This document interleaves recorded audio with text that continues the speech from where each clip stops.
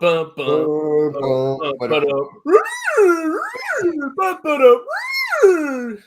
Welcome back, everybody. My name's Strongman. I'm the host of Strongman Personal Finance. I have my usual guest, the Hot Noggy. You know, I like to get the perspective of the silent generation. And then I also have Capital Mindset on here. If you don't know who Capital Mindset is, they have their own YouTube channel where they do really big deep dives into stocks. So welcome, boys. What's going on? I think we have, yeah. How many generations are in this right now? You're from the millennial generation, right, Strongman? Yeah, I'm a millennial, sadly. I'm the eldest of the Zoomers. Oh, I'm as old as it gets for the Zoomers. Yeah. No, 4? Yeah, exactly. I'm the youngest. I'm the youngest part of Gen X. Oh, I'm sorry, man. I thought it was silent generation. Dick. Oh, man. But yeah, no. We were talking about Jeremy's creepy stepsister fantasy. Alex. Can you hear Hi, us? hi everyone. Sorry, technical difficulties. No worries. No worries. Anyway, Jeremy Lafufu's stepsister. Is that what you're talking about? Yeah. His TikTok video. Yeah, if y'all don't know, Jeremy Lafufu actually has a TikTok. And, you know, I came home after working and I was tired. And I was like, what can I do for a YouTube video? I gotta do something. And lo and behold, there's Jeremy's TikTok just sitting there waiting for me to review. So if you haven't already, go check out that video. It's pretty hilarious. And there's a lot of innuendos there and I guess fantasies about step siblings. Or maybe siblings. Is that a unique video on his TikTok, or does he have a bunch? Because I don't have a TikTok. I don't see that. You don't have a TikTok and you're No, I Gen don't. Z? No. Oh my god. There's like 2 or 3. He didn't make it into like a full series, but he definitely did a couple of them. Oh. Dude, I watched one of the Millennial Money podcasts, like on Fast Forward. I would stop at certain parts, and I was like, at least 3 of the people in this video are some of the dumbest human beings I've ever seen. It is really like a bunch of special needs kids trying to hump a football. Dude, I just sit there and I go the whole time. Where you get it from? I don't know. Well, the whole time when I'm watching Meat Breath Kevin try to explain the Fed rate hikes, I'm like, just the only thing that is like popping through my head when I'm watching it is boom. Like it's so bad. Just sitting there listening to him. I go, I just sit there going, how does anybody listen to these morons? I mean, it's just financial ignorance. I mean, like they're a perfect example of financial illiteracy and how to underperform the market. I mean, I talk about it all the time. You know, buying and selling out of stocks, paying short-term capital gains, gambling on growth stocks that are unprofitable. Yeah. They're just they're the epitome of trash investing. And, you know, hey, it gives us material. No, yeah, I get it. And then last night I watched your video on what's her name there? Coach Beatrice. That was a great one, man. That's what I wondered, because when I did a phone call with Jeremy's people twice, I've done 2 of them. On the first one, it wasn't on video, but I started mocking that dude on the phone. Like I started just straight mocking him. And finally he goes, well, we have accountants and guys who majored in finance working for Jeremy. And I go, then they should give their degrees back. Yeah, well, she's a CPA.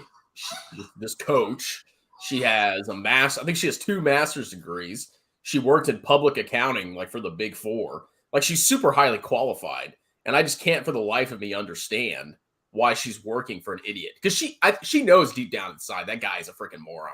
You know, and she's on there shilling Tattooed Chef and stuff like that. It's pretty sad, but I guess maybe she's just making a lot of money and doesn't I was going to care. say.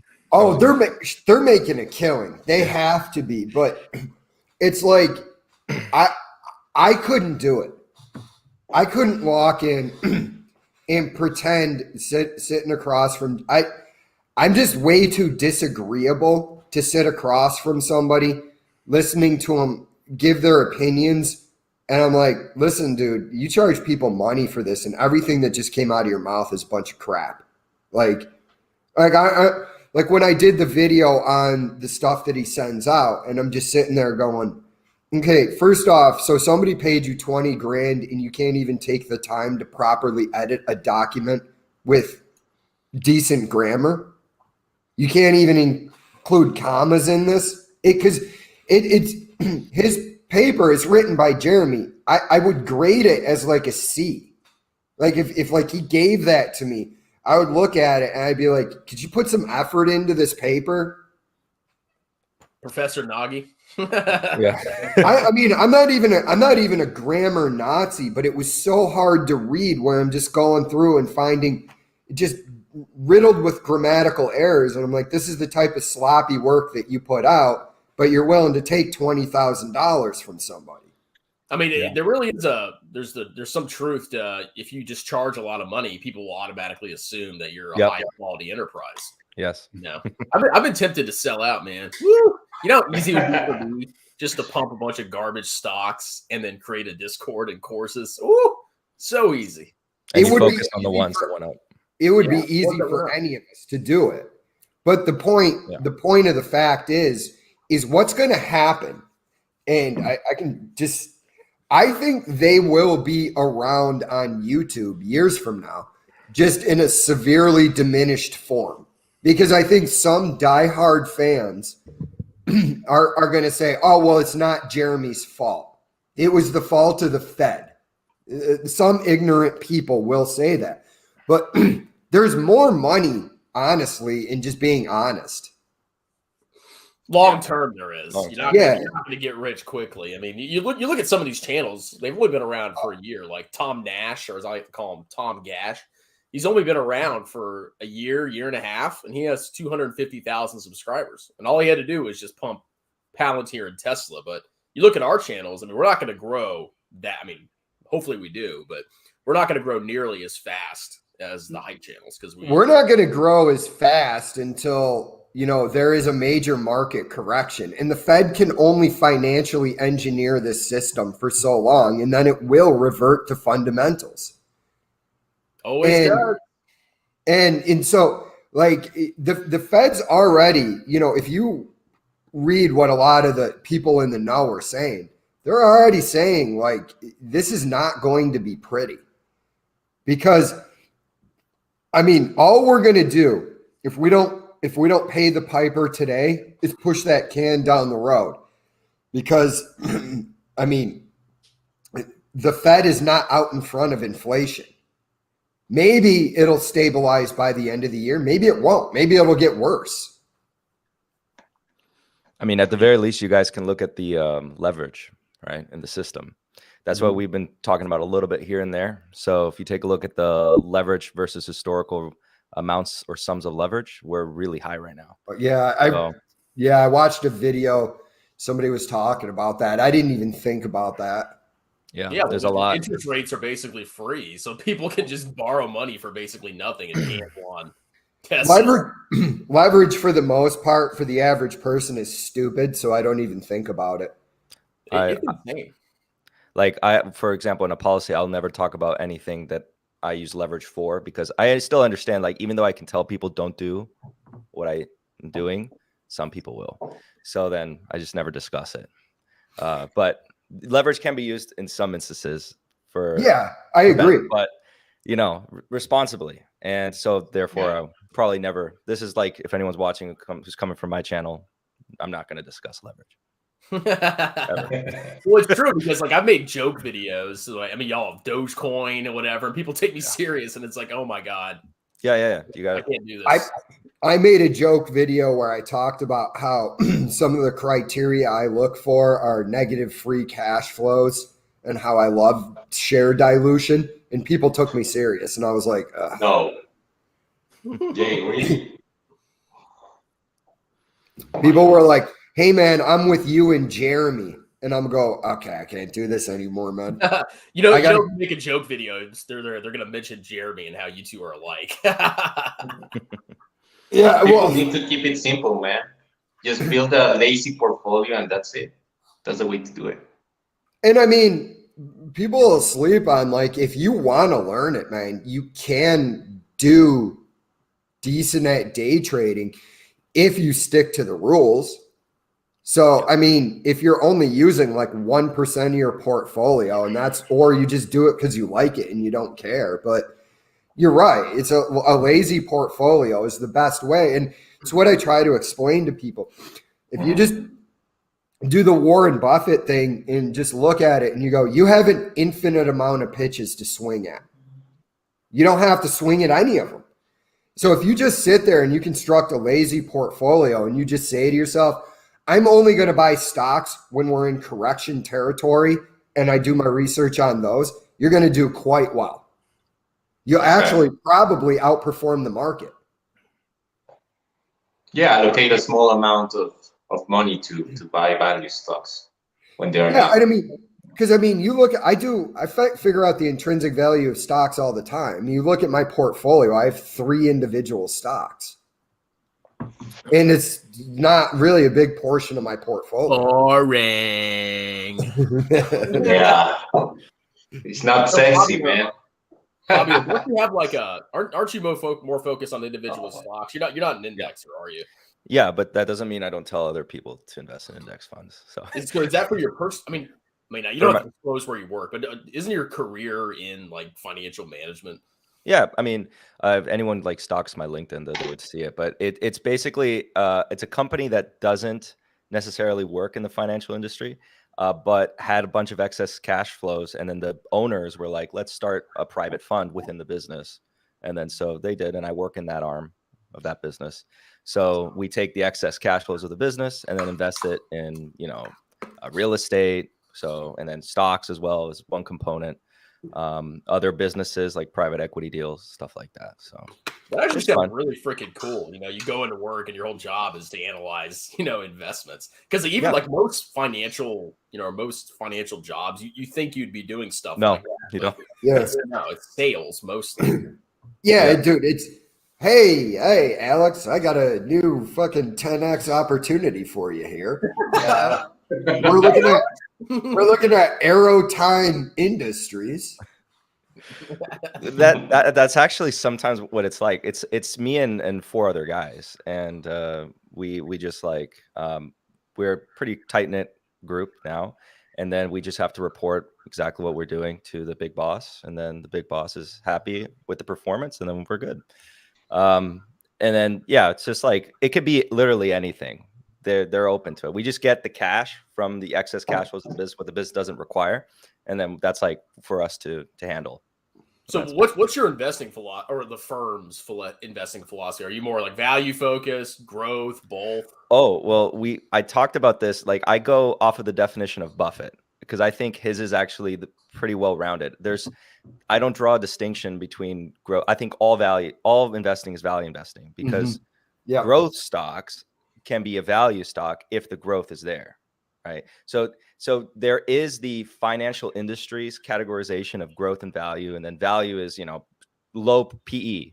But if it's a low PE, and then let's say the cash flows are decaying by 50% per year, that's very expensive. It's like, oh, it's a PE of 8, cash flows are decaying by 50%. That's an expensive stock. It's not a value stock, right? But in like the textbooks, they don't draw that distinction. So like, I think Buffett, Munger, their definition is actually really well rounded. All investing is simply value investing, and then it's just the nuances of what stage of the business are you investing in. You can be investing in the growth phase of the business or the maturity phase of the business, stuff like that. That's how I would do it. So basically, to answer the question, technically value investing just depends. It's nuanced. It depends exactly on the business we're looking at. Yeah, there's a lot of people that get confused about growth investing and seem to think that it's smart to buy like that, paying $1.10 for $1 worth of growth is going to work out for you in the end. When, like you said, it's all value investing. You try to buy $1 for the cheapest amount possible. Yeah. And I mean, that's what it is like there was I don't know if Ethan Liu here is lazy portfolio will take us too long to become multimillionaires. You know, it's going to take a lot longer. Losing a whole bunch of money on a lot of these hype BS stocks. It's going to take you a lot longer to become a multimillionaire that way. You know, I don't know whether the guy was serious or not. He could be just joking around, but I mean, he's got a Shiba Inu on his profile picture. He's So. probably joking. yeah. So it's like when you go, it's half the time. Like when I did the Warren Redlick reaction video, he kept bringing up Amazon. And I'm just sitting there going, yeah, and you overpaid for Amazon at the time. You've just gotten lucky that Amazon hasn't course corrected because Amazon is massively overvalued. It like last time I did the calculations, I had it worth somewhere between $800 and $1,100 a share. I mean, your best point you ever made, Jay, was saying that they had the same free cash flow as Walmart. And Yeah. Walmart's freaking. I mean, obviously, there's more factors that go into it, but Yeah. Walmart's like what, a third or a fourth of the market fourth cap of the market cap. And even Walmart is overvalued right now. Like, yeah, you shouldn't just invest off of price to earnings ratio, but I can just look at a PE of 30 on Walmart, which is basically going to grow at inflation, you know, 3 or 4% per year. I can look at that and go, yeah, there's no way I would pay that. If I would love to get a hold of Walmart stock, but I need to pick it up at like a 10 or 11 PE ratio. Yeah, Walmart's definitely not supposed to be a high PE business. I'll tell you that. Yeah, and I mean, you know, so it's like, yeah, there's a lot of just, I don't know. I think you guys are right when you say it's just financial ignorance where a lot of that Lopez dude who puts his arms up like this and he's talking about how ARK's going to do this or that. And I'm just watching it going, no, it's not, dude. Where are you getting this information from? Well, he's dropped off this. I don't know if it's George. I always forget. I think it's George Perez, but he did a bunch of videos like, oh, ADA is going to 50 trillion X and this stock's a hot buy. And he just vanished. I don't know if he just made enough money off Patreon to like retire or if he just got bored of YouTube, but well, anything in a while. If he made enough money in the year, and even though it was a grift, I'll fist bump him. Whatever. You know, hey, some of these guys have made a fortune. Even some of the dumbest people have made hundreds of thousands or more off their freaking Discords and Patreons. It's this thing. This is where I tried to figure it out when I started getting backlash because I said, you know, meat breath Kevin's portfolio is hot speculative garbage. The pushback I got, I started actually having to retreat for a minute and go, okay, why are people saying this? Because to me, this is just obvious that his portfolio is trash. I'm going to tell you your portfolio is trash if it contains 100 stocks and you're a normal dude. I'd be like, well, I got this. I'd be like, I don't care. You could have just bought an ETF. You can't possibly keep track of 100 stocks. Yeah, if you go over like 10, 15, 20 stocks, you buy a freaking ETF. Man. I say my stated goal, and I try to say it as much as possible, is somewhere between 5 and 10 stocks total for my 5 to 10% play money. No more than that because I can't keep track of it. If I get to 10 stocks and I'm even thinking about buying another stock, I'm just selling one of the stocks to buy it. But it's become this thing where it's harder to convince people they've been tricked than to trick somebody. Well, nothing is going to convince people until the market. No. I mean, there's a certain part of the market that it has already crashed, but I think we really need like a total freaking market crash to really convince people that, you know, a lot of the crap they've been told is completely wrong. Until then, they're not going to listen. Well, I mean, what's Tattooed Nutsack down to today? It's Tattooed Trucker's taint, Jay. Let me see. I think it's under 14, I'm pretty sure. Because I've been thinking about doing a video on Teledoc. I've been thinking about doing a video on Teledoc where I talk about if you have to play a speculative stock, play one that's trading below book value. Okay. Teledoc's trading below book value. Its book value is like 97. Really? Yeah. And it's like $97 or $98. and it's trading at 79, 78.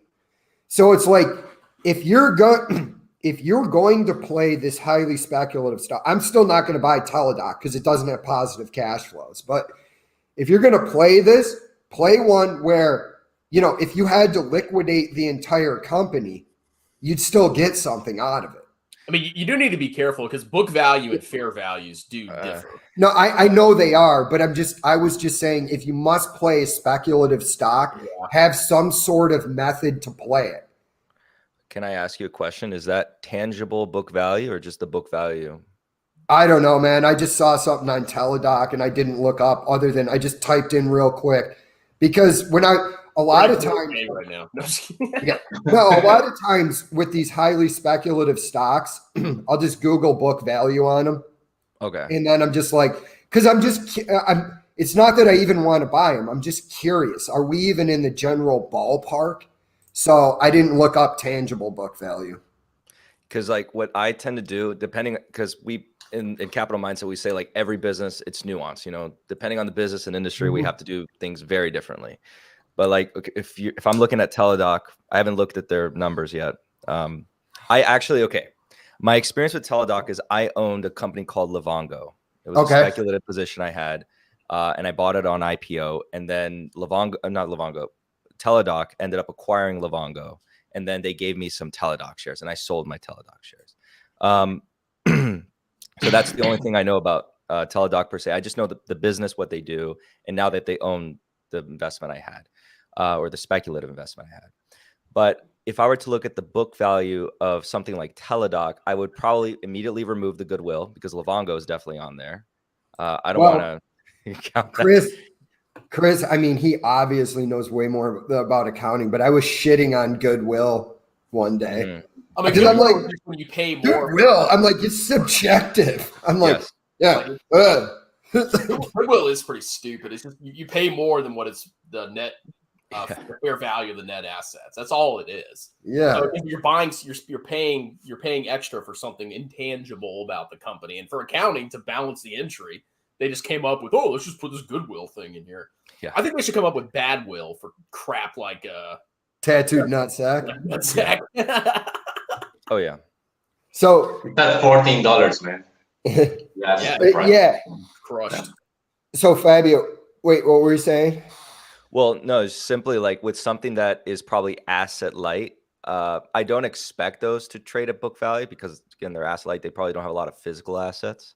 But if you're right, though, if you get something that is an asset light business, something horrible has happened. If it's trading at or below book value, if it's like a software company, right? Either something is terminally wrong with that business, or we're in a really bad macro environment, like really bad. So that tends to be what I would say about that. But like, I probably would, if I had to guess without looking at it, they have a lot of goodwill on there and a lot of intangibles on there, because I know Teladoc, correct me if I'm wrong, aside from the Livongo business that they bought, they are pretty much a software that you can communicate with your doctor, right? Pretty much, yeah. I've used it. I mean, it's pretty cool. Yeah. There's a lot of competitors though. You know, it's also like this though. You know, my thing when saying that, all I'm trying to communicate is have some sort of process if you must play speculative stocks. Yeah. You know, it's crap. They're goodwill. So their total assets are 17, I guess, billion. Their goodwill is 14.5 billion. Okay, he called it. I take it back. So it's like all goodwill. But you know, like the only point I'm trying to make is a lot of people, when you talk to them, it's like, why are you buying this speculative stock? Because it's the next thing. Mm-hmm. Okay, but if you have to play it and you understand that market, have some sort of process to look at me and say, well, look, it doesn't have cash flows, but this, and this, and this is a small, and I'm going to look at you and go, okay, that makes sense, man. Just other than I bought this because I'm YOLOing.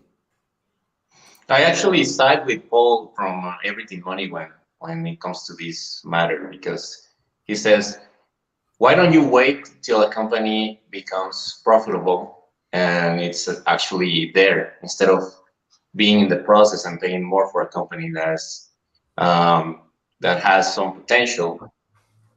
Wait for them to reach their potential. So that's why I don't have many growth stocks or speculative stocks. So I side with Paul on that. Yeah. But Fabio has a point. Oh, sorry. I mean to interrupt. That's a point Peter Lynch makes in One Up on Wall Street, where he says, Walmart IPO'd in 71 or 72. You had 7 or 8 years as Walmart developed its business model, and you did extremely well if you got into it in 1980. And that's my main thing. Like, basically, I've become pretty hard about this. If you don't have 5 years of free cash flow, call me when you do. I'm not interested until that point. Imagine if they did call you. You got a call from like Walmart. I got a call from Tattooed Chef. Hey, Jay Nagy, we've had 5 years of positive free cash flow. Can you pump our stock with your 400 subs? There's actually a Mexican company with a lot of potential that's called Betterware, but they only have 3 years listed. So I'm looking into waiting. What's it called? Betterware. Betterware. They make things for your house, like for example, glasses or it's like Tupperware, similar for Mexican. Yeah. Tupperware, man. Tupperware. Woo! If you bought that dip, you would have been But I'm waiting for them to get there, It's a process. Yeah, and I mean, it's like, to me, I look at it as most people, you work way too hard to just gamble significant portions of your income away. Especially since, Paul makes a good point when he points this out. He goes, I got businesses upstairs. Like, everybody's strategy has to be different according to every video. Businesses. Yeah, he does, but he's 100% right. I don't have an apartment complex generating cash flow for me. So for me, I'm like, I'm just gonna put my money in VT. I mean, even when I'm super rich, one day, hopefully, I'm still not going to put a lot of my money into individual stocks. I mean, the absolute value of the money in individual stocks will be bigger because I'll be richer, but like the percentage of my portfolio is mostly going to be in VT. Because even rich people, I work at a tax firm. I'm not going to disclose like clients, but some of those people, just, even though they're rich, they trade in and out of stocks, just like Lafufu and all these other clowns. Like, even if you're rich, it doesn't necessarily mean you know what you're doing. It's still better in the long run if you don't know to just freaking index. Dude, if I won the lottery tomorrow and they're like, what do you plan on doing with your money? I'd be like, I'm going to buy the total world stock market with all the money I made. Like, that's where it's all going. Investment firms, don't bother calling me. I don't care. Oh, they'll call you. But these people thesis is like is that growth stocks and some value stocks are gonna have more revenue or more returns in the same period of time as an index ETF or index fund. But you don't know. That's like basically you cannot foresee the future. You cannot. The best way to do it, the safe way to do it, is to buy BT and that's it. Hold it. It's a simple philosophy. Most people don't know what they're doing, and even if you do, you can still be totally freaking wrong. Even if you do all your due diligence, you can still make a massive error, which is why I always say just freaking index and speculate with a tiny part of your portfolio. Well, that's another reason why. I use like multiple things. When you see me figuring out my intrinsic value for a stock, that's why you also see me use multiple things, including Everything Money software. Because I know that if I get a number that's way off, I just go, am I wrong or are they wrong? Okay, let's go back to what my assumptions are. I'm way off. Like, I've had a couple of times where I'm sitting there looking at my sheet and I go, why am I so far off of X? And then I go back and I go, oh, moron, you forgot to change this out. So that's why I even tell people, I say, if I say, like, that's why I'm very careful also, where I go, it looks to be a buy, but you have a lot more research to do. I'm not going to tell you personally to buy a stock. I'll tell you what stocks I buy. Like recently I bought British American Tobacco, 12 shares. My investment doesn't work out. I'm not down at the truck stop in retirement. I don't know why that's still funny. I'm sorry. I don't, dude. I still think I'm going to use it. Never till the gets day. old. I don't know. We'll be like 50 years from now on YouTube. Oh, truck stop. But I mean, in all honesty, if I calculated intrinsic value, right? If I worked with Fabio, right after I calculated it, I would go back and be like, hey man, tell me what numbers you got. Yeah. Because I want to know, like, I don't have an ego when it comes to this. I can be wrong. Somebody might look at me and be like, hey man, this is the thing you're not counting in, you know, like you don't really understand the business model completely. And I might not. Like, this is why it's going to grow at, you have it at 6% growth, but it's going to grow at like 12%. Here's why. Okay. Yeah. That's the one thing you mentioned Everything Money's model, which I'm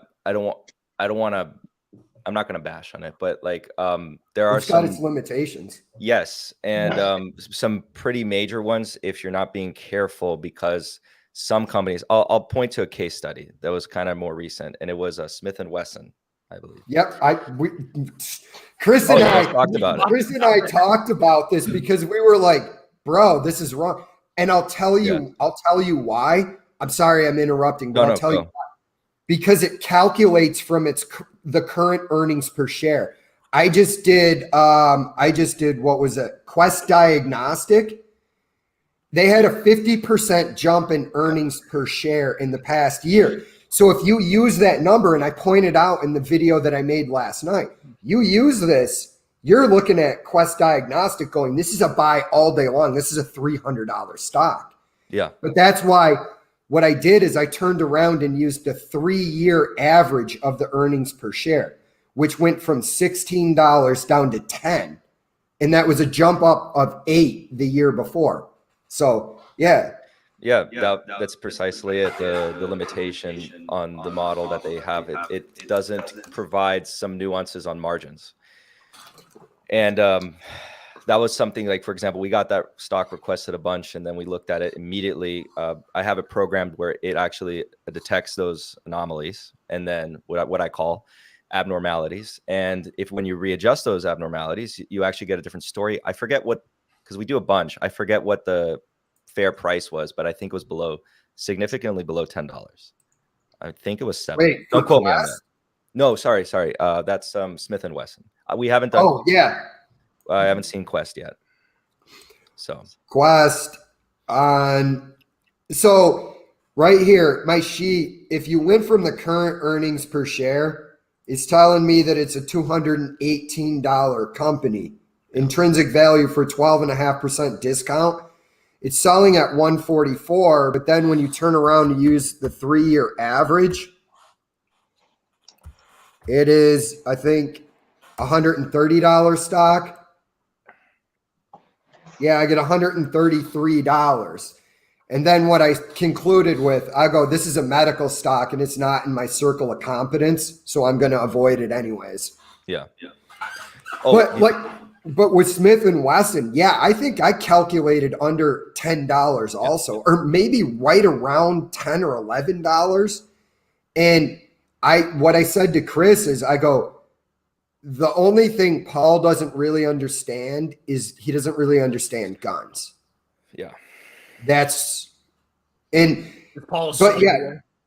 You can get tricked. What a lot of people do is they look at the PE ratio. And they go, oh, this is trading at a PE ratio of 8.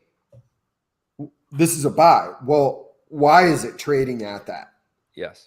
Did its did the share price stay the same and its earnings per share double? Because that's the case you have with Quest Diagnostic. Yeah, precisely. Yep. When you normalize things, everything is with nuance. I think the same thing we talked about with Corsair, right? I think I've seen all of you talk about Corsair like that. When you normalize it after the crazy year, it gets, I think we came up with $14.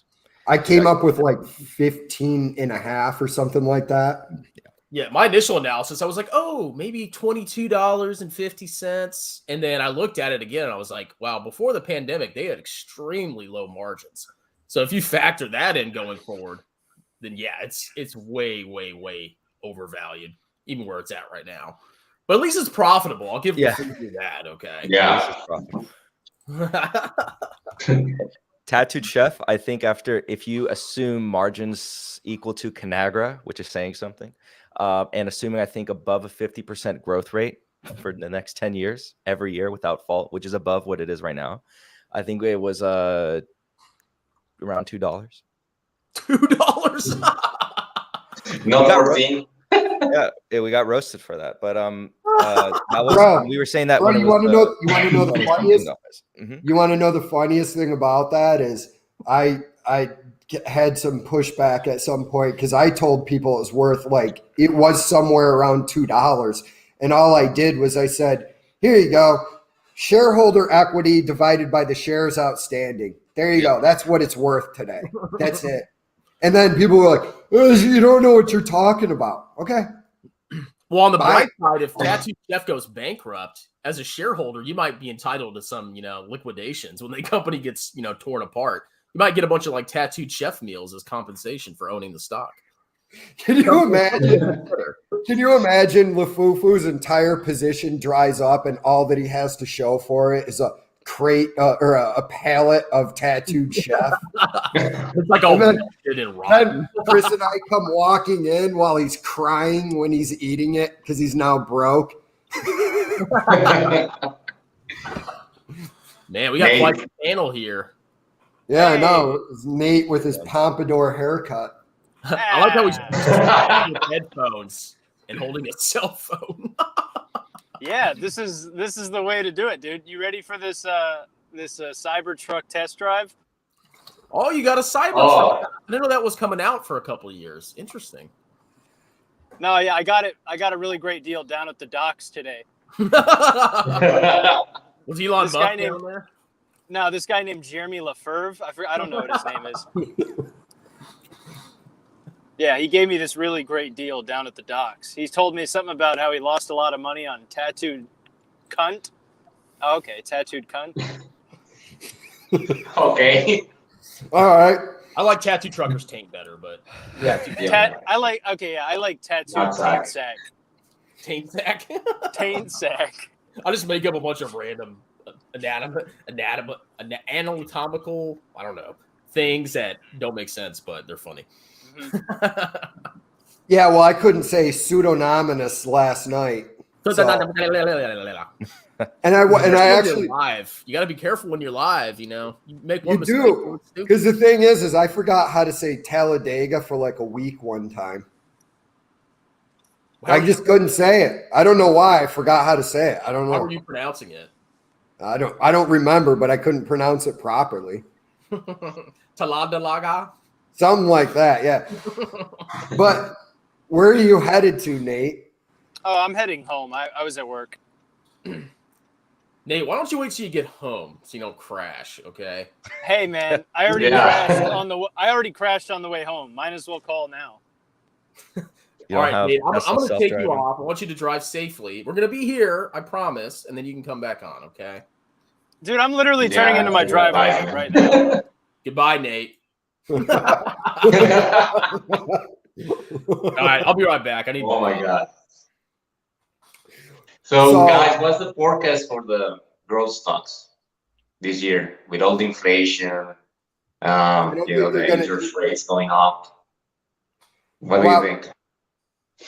Do you want to go, Fabio, or you want? No, you go first, and I'll say it last. First off, I got a lot of questions. Can the Fed raise interest rates? They won't. Well, I don't know. Yeah, probably. So, I mean, in the real world, if they're saying not much the CPI, which I don't actually believe is saying there's 4% inflation, and some people are saying there's 7% inflation. Well, first off, you got to be like a point above that to tame it. Mm-hmm. Which I don't think that the Fed it's even possible for the United States to raise interest rates to 8%. But if he did raise it to 8%, you'd see a lot of air deflate from the stock market. So it's a question of what they can do, but even if the Fed starts unwinding its assets, you're going to see a correction in the stock market. Mm-hmm. Yeah. So for me, it's going back to that question you just stated. Can the Fed raise rates? Well, in the short term, it won't. That's not necessarily what we have to focus on. It's just a threat of it.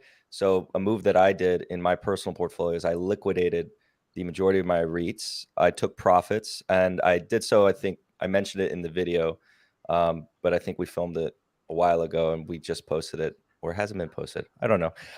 But that's basically the move. And the rationale behind that is if rates rise, that increases the cost of capital for REITs. And then that's not so good, or at least the threat of it, right? And I think they'll try a little bit, right? They'll get some in there, and then they'll, of course, correct back down, because we're kind of in a, what I call, it's a unique point in history, but we're kind of in a trap. And then you also have to look at, do you guys know Jeff Snyder?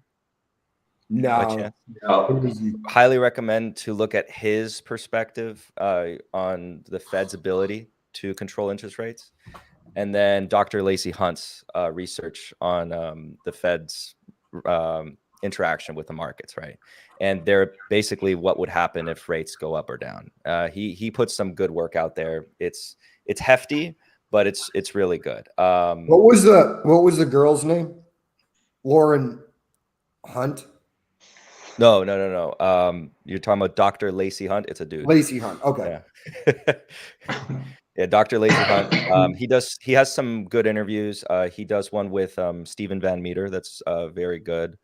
It's on YouTube, so anyone can go watch it. But yeah, no, that's some interesting work. So right now, basically, I'm pretty cash heavy, or in cash proxies. One position that I currently hold, an uncomfortable amount for the majority of people, I'd say, is company AJRD. It's I don't recommend anyone do this, but it's basically going to be acquired or not in a week or so. And basically the proposition I have within it is a annualized rate of return that's significantly high. I explained at one point, I can explain here too, what the difference between annualized rate of return is and absolute rate of return, and why that's important to distinguish between the two. Because if I said to you, hey, you're going to make 50%, and you're going to be like, yeah, and you sign immediately, and then I tell you fine print says over 10 years. Well, that 50% isn't that good. But if I told you you're going to make 1%, and then you're like, how long? You're asking the right question. If I said in 5 seconds, that 1% is very valuable, right? Right. So, but if I said in 1 year, not so good. So you have to annualize your rates of return, and then you can take that perspective and compare it to your opportunity cost, right? What else could you put your money into? So I'm pretty cash heavy, or cash proxy heavy right now. And that's probably over the short term, that's going to be the case, but I'd still hold a significant portion in equities. And I've been significantly heavy in equities, despite being more of on the Dr. Lacey Hunt side of things.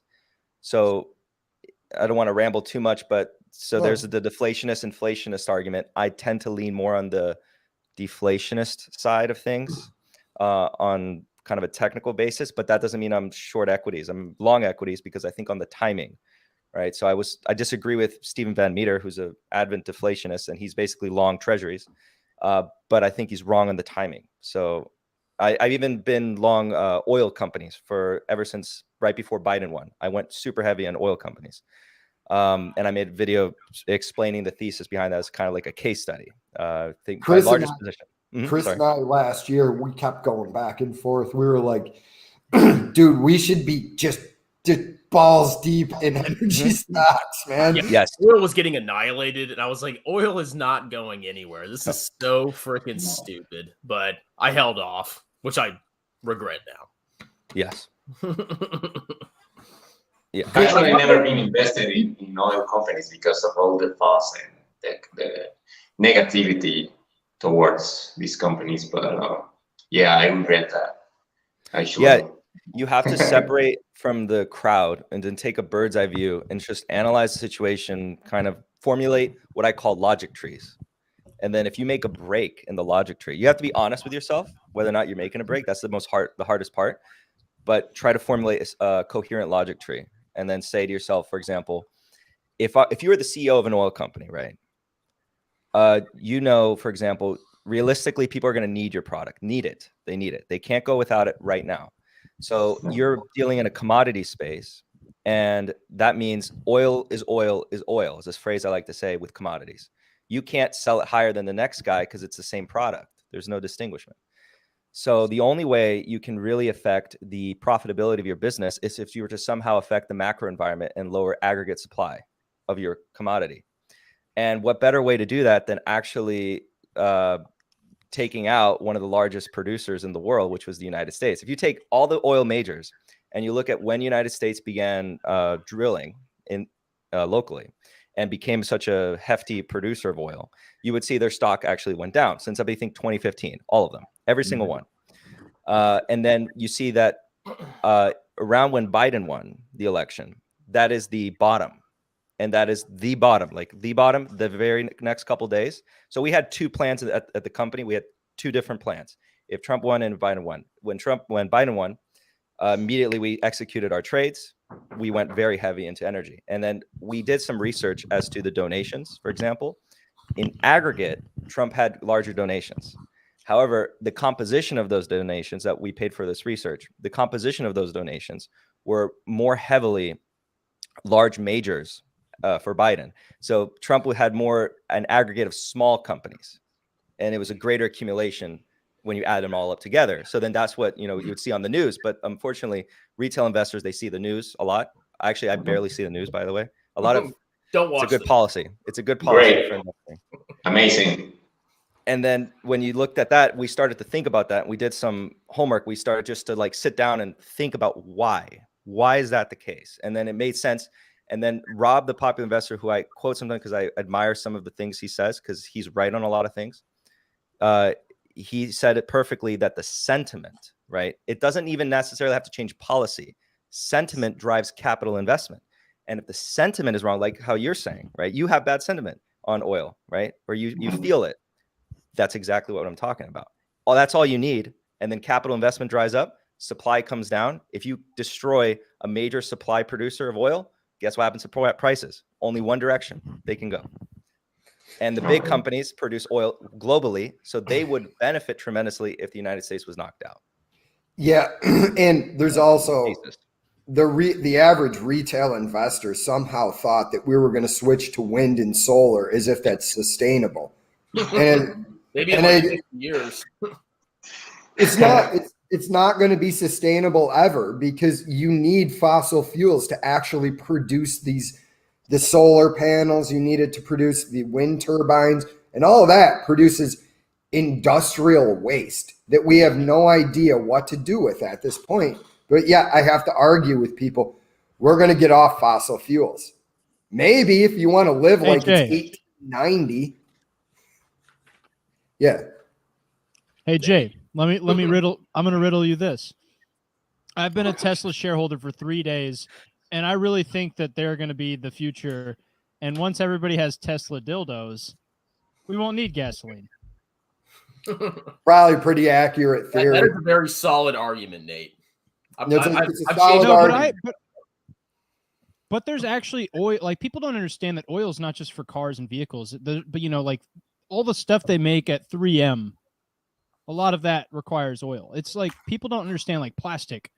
There's so many uses for oil. They're just like, oh, the Tesla. Yeah, no, it's just the calculator. There's so many things. Texas Instruments, 3M, they all use oil. It's like an actual thing. Here's my number one. That will never ever go away. Dude, my number one bull case for oil is look at all the world's population growth. Most countries are flat or they're declining, except for one major place. That's Africa. And you think Africans, because it's a very poor continent. You think they're going to be using freaking Teslas and charging stations for their energy needs? No, they're not. They're going to be using freaking oil. Okay, that's what. Not even in Mexico, man. We can, yeah, come on. Like here, rich guys, the middle upper class, they think that the government is wrong because they are not supporting this clean energy sources, vehicles and stuff. But I tell them, how can you support something when people don't have money to even eat? Well, not here in Mexico. It's to even educate themselves and have a good life or whatever. It's crazy. You first need to get all these people out of the poverty rate, and then you can start thinking about buying electric cars and all this grand stuff, you know. I mean, even in the U.S., like most people, I mean, I guess they could buy a Tesla and spend all their disposable income on it, but they're freaking expensive. The average family can't afford a Tesla. Like, I just got a freaking van, and I have a car payment now, and I can't imagine paying like double or triple that car payment for a freaking Tesla. Okay, most people now can't afford it. Maybe one day when they somehow find a way to make batteries a lot cheaper, but for now, it's just like a niche market for like, you know, rich, in my opinion, rich liberal stock. The problem is this. The problem is this with the batteries, though. If your battery, you're saying that it gets 250 miles on a full charge, except we've talked about this. It doesn't if it's cold out. So, like, the temperature will affect your battery range.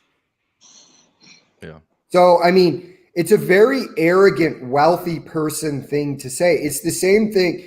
It's the same thing that I say to people about switching to being a vegan. I go, it's a very arrogant, I'm wealthy thing to say to somebody.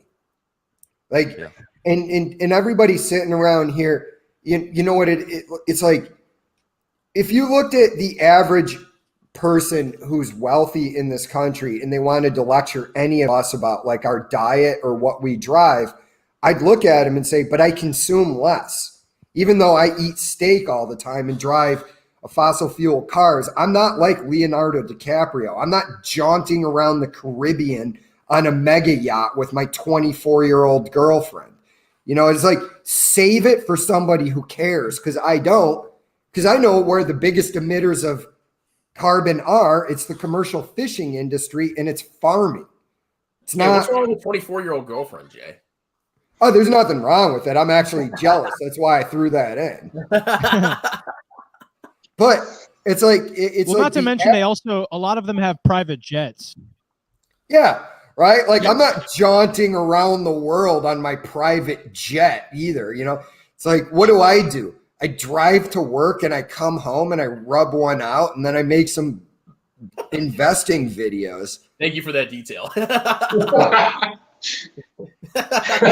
on, Jay. The day the life of Jay. You sit in that chair and do that? Maybe. I'm sorry. Jay gets off to tattooed chef a red day. Hey, Sarah, is it Sarah Galletti? Like the tattooed chef? Yes. I think you know, she's if you're into that tattoo type girl, I mean, I don't know. Is that where the name that's where the name comes from? Sam Galetti's daughter? Oh no. Yeah, there's actually like a conspiracy that she's not his daughter. I've heard that. I don't know if that's probably true. Not. Like if people talk about, oh, he's a dynamite CEO. Like, okay, like what has he done before? I mean, you're acting like we're talking about Jamie Dimon here. You never heard of Sam Galetti? Come on, bro. It's such an easy stock to dump on. But I'm going to get pissed because, like, what Jeremy does, and I mean, we're not going to have to go back to Jeremy, but what he does is he freaking buys heavily shorted stocks. And I think his real strategy is I don't think he believes in a lot of these companies. He just hopes Wall Street Bets picks up on them and that they have a short squeeze. And then he can claim he's a freaking genius because Wall Street Bets went and bought one of these stocks and it went up massively. Not on fundamentals, but on a short squeeze. That's what I think he's doing.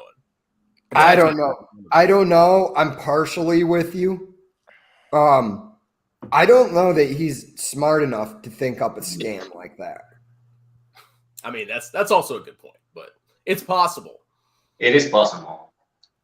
I mean, actually, if you break down, I think the majority of his successes, the grand majority, Tesla. they all were short squeezes. I can name just a couple off the top of my head, but yeah, Tesla is the big one. Tesla was one of the largest by dollar amount in recent history. Then we had, I think it was, what was it? Upwork. Upwork was another one. And Tattooed Chef could be another one. Corsair, another one. So that's a lot. That's a lot of different ones. When he was supposedly investing into companies that were making profits, like Skyworks Solutions, Cirrus Logic, Facebook, those weren't the short squeeze options. But he invested in Tesla during that same time period, and Tesla was the biggest short squeeze in dollar terms ever. And then we see that his strategy shifted. And that's when his channel really took off, as you guys pointed out. Yeah, and you're right about that, because I remember watching a video on him talking about Tesla was overvalued while it was shooting up, and he couldn't figure it out. And now all of a sudden, Tesla's justified at $1,000 a share, and he's not saying that anymore. So yeah, you're probably right, man. Yeah. What was the price, Fabio, back then when he started pumping Tesla? Do you remember? When he was talking about Tesla, and I know this, by the way, my father, who this is the first time I'm even mentioning him, he's been invested in Tesla since its IPO.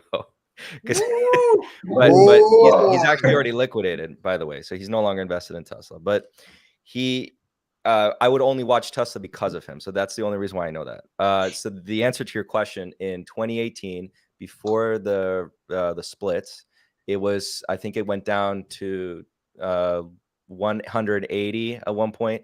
There was something about the Saudi family perhaps buying it out. Then it turned out not to be true, because Elon Musk was like, we're going to take it private. And the private deal was, he tweeted 420, ha ha ha. And then the squeeze began right at some point, and then it shot up, and then they did the split, and then people started buying in because a lot of people thought now it's cheaper. So we saw volumes rise. Institutional investors started saying, I can't miss out on this. So I'm more volume rise. And then it just kept going from there. It was pretty intense, pretty insane. One for the books, definitely. Definitely Yeah. one for the books. I mean, has there ever been a stock in history? I mean, I know there was was in on probably a it for a couple short during the .com bubble, but has there ever been a stock in history that's, risen that rapidly? I'm sure there has. I'm absolutely sure there has been. It's a very, very very in rare. early 2000s, right? Like I don't know if Intel was one. Well, not that high. But Didn't Volkswagen have a big run? Oracle. Yes, Volkswagen. That was the when Porsche tried to do the hostile takeover of Volkswagen, and then it ended up backfiring. And now Porsche is just a holding company, which Porsche was an interesting investment not too long ago because there was a little bit of an arbitrage. But yeah, that's basically what happened there. Gee, but it's still like a very rare event. I'm still shocked that stock is where it's at, and I really just don't know when it's going to end. It could go up to 1,500, 2,000. Who freaking knows now? Like there's no limits to that stock in the short term. That's why I tell everyone mechanically how the market works is buying and selling mechanically, right? So that's how I try to explain to people over the short term. If no one wants to sell their stock and there's one buyer, right? And still no one wants to sell the stock, that stock will go up until that buyer is met with a sell, right? So mechanically, that's how stocks work. People need to understand. That's how all assets work. If I hold this pen right here, and then I say, I'm not selling this pen, but all of you want this pen, and you keep just bidding it up and up and up and up and up. The value of this pen on paper keeps going up until I sell it. But then let's say I want to sell this pen and none of you want to buy it. The price will continue to go down until a buyer is met, right? So that's mechanically, that's how it works. And so no one should be surprised at all. You take that same philosophy and then you start to understand NFTs, cryptos, bless you. But yeah. Oh, sell me this pen. I can't do that. I don't believe in this pen. We're not financial advisors, okay? Yeah. I am. But no, I'm just kidding. I'm just kidding. Nate, I've decided to quit my Air Force job and become a financial advisor. Hey, there's money there, man. You watched that first command video I did. Woo! You get a bunch of clients and you roll them over to your asset management, whatever you have, and you just get a percentage of that account balance every 3 months. It's good living, man. You just got to get there. Dude. Yeah, I just picked up a job as a CPA public accountant at financial education. Beatriz, Certified public CPA accountant. Okay. Wait, That what blew did, my mind what when did I he heard him say call that. it? I'm like, He does he called know it what it he called it certified CPA. Yeah. I was like, Jesus Christ. Yeah. I knew when I saw, I was like, I have to make a video on this chick. I mean, like, just her up there chilling, tattooed taint, being a CPA. It's like, come on, you know better. Come on. Chris, you roll your R's very well, man. You actually get it on point. I'm practiced. With Beatriz. Beatriz in Spanish. Beatriz. Beatriz. I didn't know she was German. I was surprised. Yeah. I thought she was like Hispanic or something for some reason. Probably her name. Hey, She has, Chris. the important thing is that she has tits. Hey, Chris. What? Look, if you look in the comments, the Finance King Network, he's going to be flaming us, all these pussies, all of us pussies this week. Go and look at this pussy. on his, he's pushing a bunch of like hype BS stocks. All This right, dude- I'm going to share my. Let's go look at this guy's channel real quick. yeah, let's Finance mock King- this loser with his gold chains and his stupid hat. We're going to give you exactly what you want. Okay, we're going to advertise your garbage channel. What is it? Finance King Network. Yeah. Let's see. Finance King Network. Andre Jeek. Here he is. Wow, what a complete Chad. Glasses. This dude, the fact that this dude is calling anybody a pussy is the funniest thing I've ever heard of. Be careful, he might steal your wife, man. Oh yeah, Yeah. dude. I definitely, when it comes to females, I have something to fear from this clown. I think he has more subs than me too. He does. He has more subs than me, but look at that garbage stocks he's pumping. Let's see. We're not gonna spend too much time on this loser. AITX, Eyeless. I need to do a video on Eyeless. It's one of Dude, those you can freaking- tell. Go ahead. Well, dude, here's a bad look. This guy copy and pasted his comment 3 times. That's not a good look, buddy. Bad optics if you're trying to get attention. Hey, I feel like I'm Just succeeding copy when and people pasting the start to comment. blame me. Okay. Dude, there was somebody Oh, yeah, who, you will be. after I clowned Warren Redlick, there was some dude saying, "Hey, somebody needs to clown this guy," and all I put was, "Please do."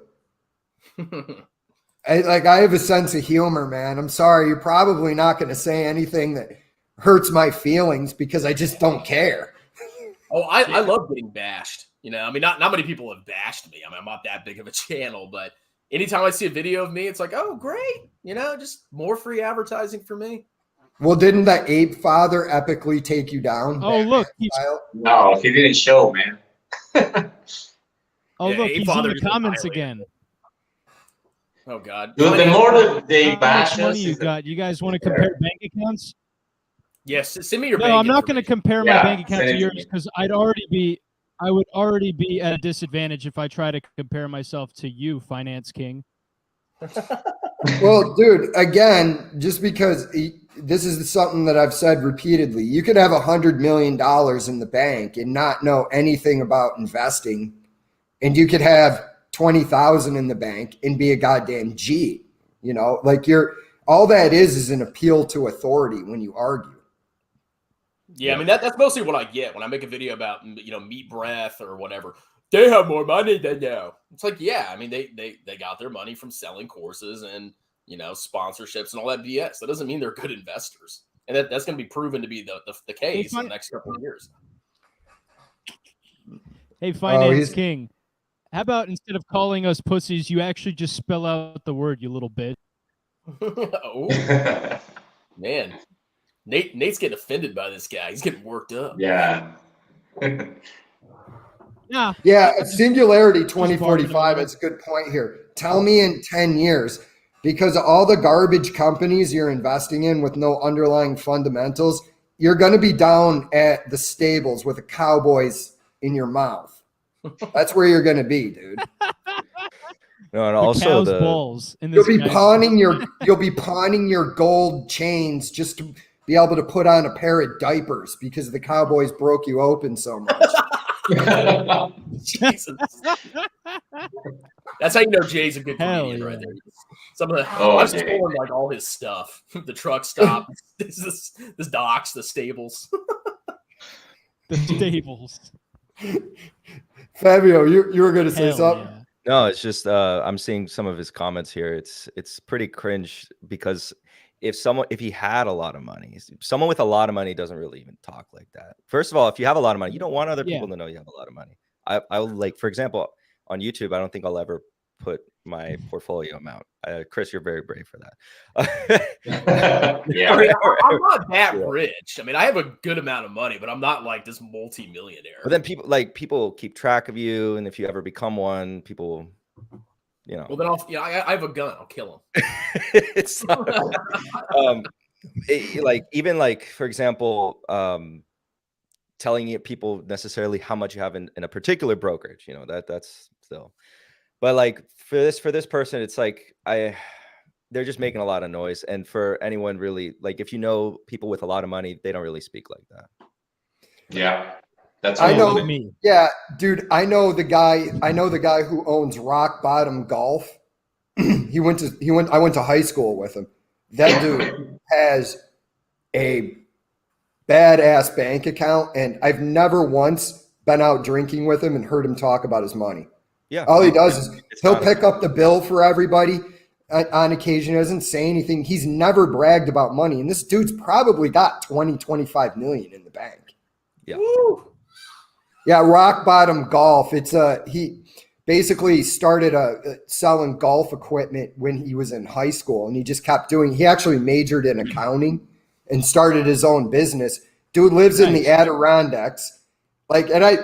Honestly, I've known the guy since I was a little kid. Never heard him talk about how rich he is. Yeah. I mean, the money's all about, in my opinion, it's all about, achieving freedom to be able to do and say whatever you want. So, I mean, once I hit a certain amount of money, it's like, okay, I 5 million, 10 million, 20 million. There's really no difference. I'm just financially independent. That's what I wanted. And it's all relative. Once you don't have to check your bank account. Yeah. If you have $15 million in the bank, you've done quite well for yourself. But Warren Buffett is probably looking at you like you're in the poorhouse. Yeah. Yeah, you think Warren Buffett talks about us, Jay?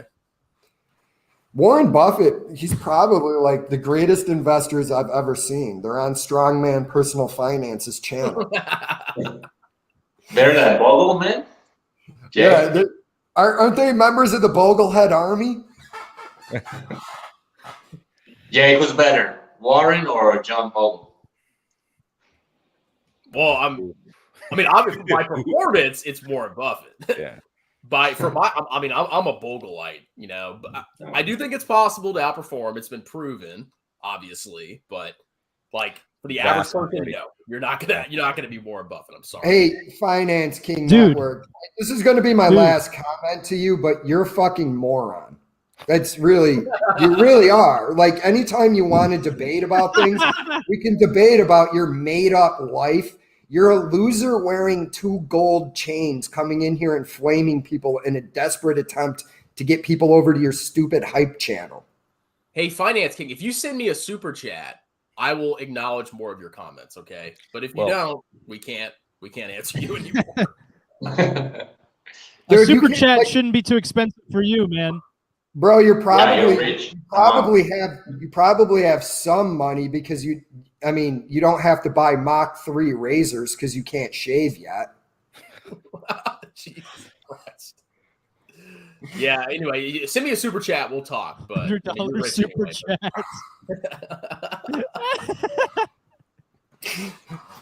He's trying to make it out like he's a life coach. He's like, I inspire people. Like, nobody aspires to be you.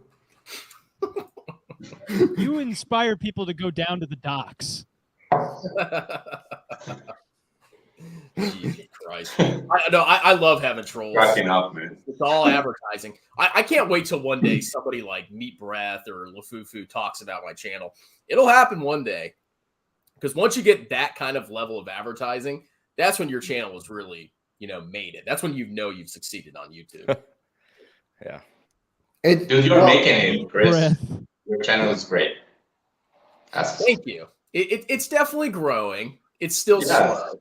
I want to have 100K subscribers so I can grift off ad revenue, and For a Boglehead, man, it's great. It's great. I believe you have a great audience. You're making good videos.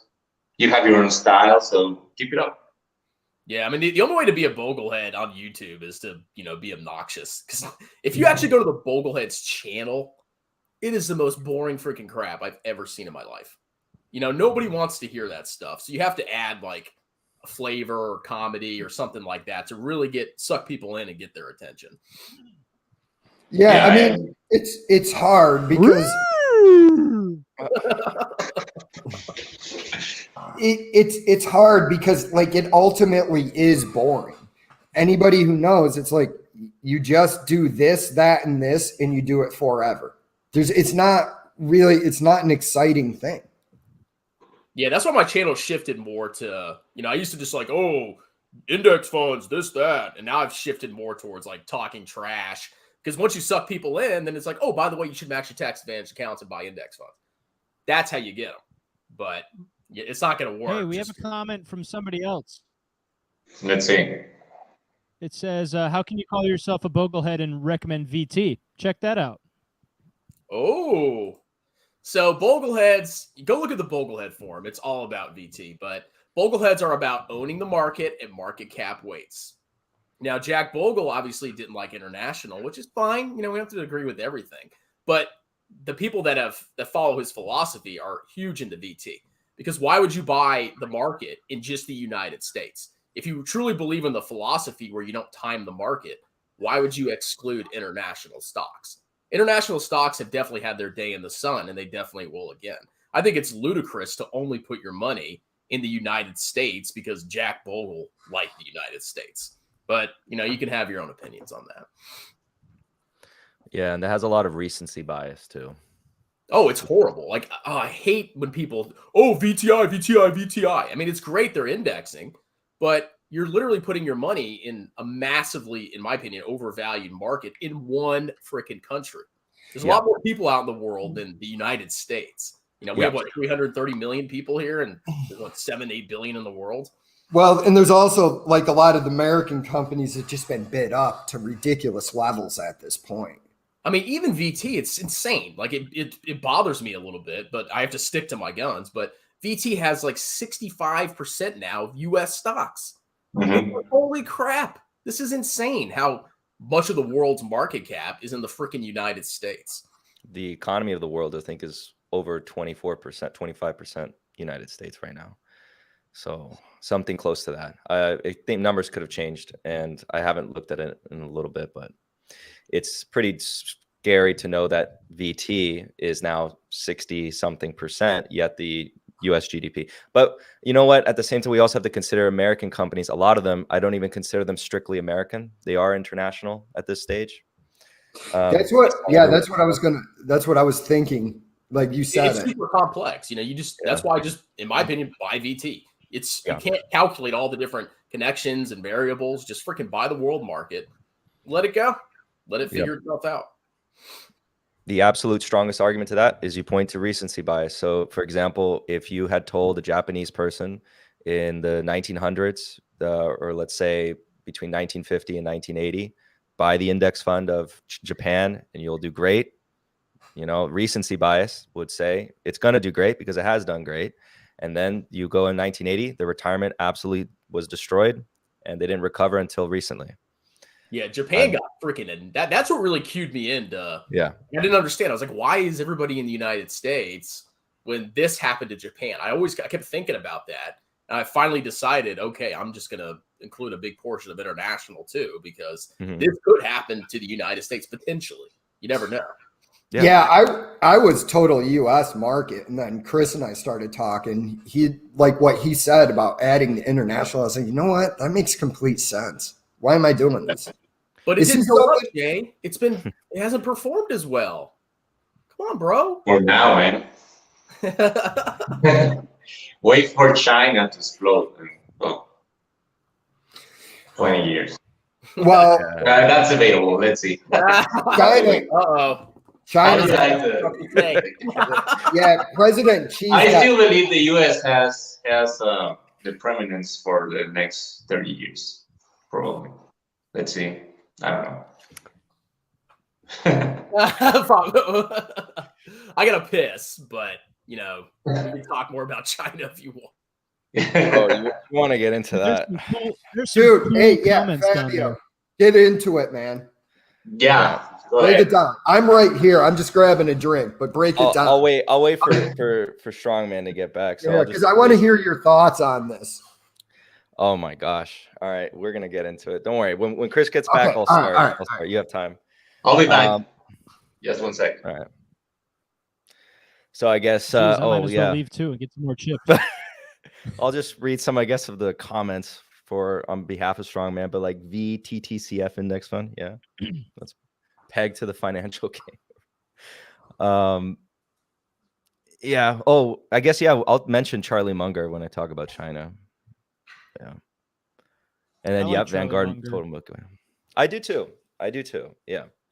But the China argument's going to be kind of complex. I'll make my case. I mean, I think if anyone's seen the channel on the last one that I made, because I didn't want to go too crazy into it, I did buy Alibaba and Tencent. Yeah, I did it in the last video I made. The date of purchase was the day of the video posting, because the video was recorded the day before. And then I said at the end of that video that I would be purchasing both Tencent and Alibaba and holding it. And then for the purpose, there's like a dual purpose I'll get into. But yeah, for the most part, I'll tell you this. I'll invest in pretty much any country on earth, excluding Cuba, North Korea, China. You ever heard about North Korean bonds? No, I won't even look at them. Is that a thing? No. I've invested in Russia, and people think Russia's uninvestable. I have a Russian company. I bought one stock in Russia, Kiwi, and that Kiwi. was just like $300-400. But I was like, oh, it's like the PayPal of Russia, and it's not just Russia; it's like in the Central Europe area. I was like, yeah, why not? It looks cheap. We'll see what happens. Yeah, I'll tell there were a you lot of one thing. One thing for sure is do not invest in North Korean food companies. I didn't know there were any, so. Well, it might actually be a profitable trade. There aren't. Food's so scarce, it's probably expensive. Oh yeah, they have a monopoly. There's only one. Yeah. They charge you half of the average monthly wage or something. Big moat, man. Yeah, big moat. Yeah. That's all you need. Yeah. That would be the largest irony. Just having foreigners owning stock in a absolutely strictly socialist country. Yeah, that would be the top tier irony. So Fabio, what's your China take? I was waiting on your response. All right, so some people were gone, but I do own a stake in Tencent and Alibaba. I bought after the video that I released on December, I think it's December 5th. It's early December, and accidentally probably picked the Alibaba bottom. My average cost is about 109 something. Oh my God. Yeah. But in the video, I do explain, and it was created the day before. I released it on the bottom. It was pure accident. And I explained that over the short term, I do think as a trade, it actually might be fruitful, because I don't think my thesis actually is hinging on that the CCP does not want the VIE structure to go away whatsoever. They want to keep that for 1,000 years if possible, because the proposition is highly beneficial to them. And it's a proposition uniquely to China and nowhere else in the world. Well, no major economy in the world. Someone might be able to find some random tiny economy that they have the same proposition, but no one's investing in it. And that proposition being for a lot of companies, not all companies, by the way, there are some companies that you actually can technically own. And there are technically some ways to own Alibaba and Tencent, but only for very, very, very high net worth individuals. It's actually through some banks who have certain licenses within China.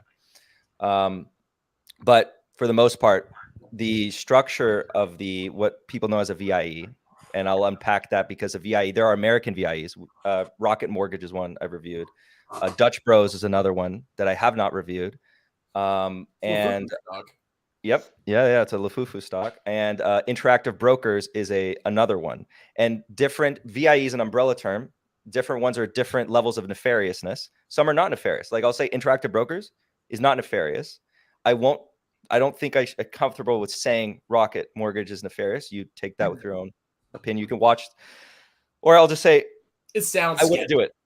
I wouldn't do it. Not for me, because for legal reasons, I won't say it's nefarious.